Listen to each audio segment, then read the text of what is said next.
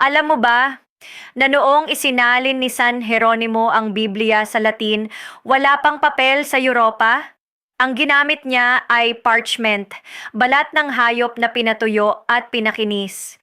Isa itong mahal at mabusising material, kaya't ang bawat kopya ng kasulatan ay isinulat ng may labis na pag-iingat.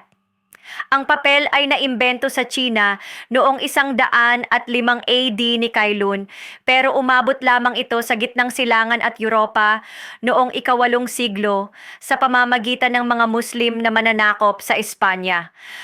Kaya't noong 382 AD, nang utusan si San Jeronimo ni Pope Damasus I na isalin ang Biblia sa Latan, na tinawag na Vulgate, ang kanyang mga manuskrito ay isinulat sa parchment at nakaayos na sa codex, hindi na scroll. Codex ang tawag sa anyo ng aklat na parang libro, may pahina, may pabalat, at madaling buksan.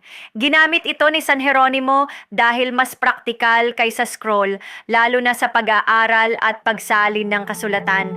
Alam mo ba na ang pinakaunang kumpletong kopya ng Vulgate ay ang Codex Amiatinus na ginawa noong ika-8 siglo sa England, at ito'y isinulat pa rin sa balat ng hayop gamit ang salin ni San Jeronimo?